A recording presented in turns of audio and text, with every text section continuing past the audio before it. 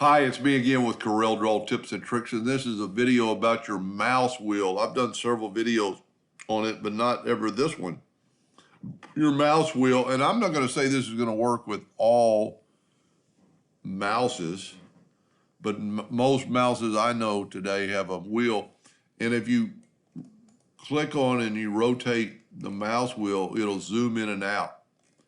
So what's so cool about this, rather than having to go over the zoom tool and zoom in and then pan to move around the screen, so if you could zoom in and then pan, or if you wanted to move just a little bit of a time, you can use your, let's zoom in, but I'm going to hold down the shift. Well, let me move this where we can see it while we're doing it. Let's zoom in. And then I want to move over just a little bit, or up or down. If I hold down the shift key and turn the mouse wheel, it will just move just a little bit every click of the mouse. If I hold down the alt key, it'll move up and down, just minutely.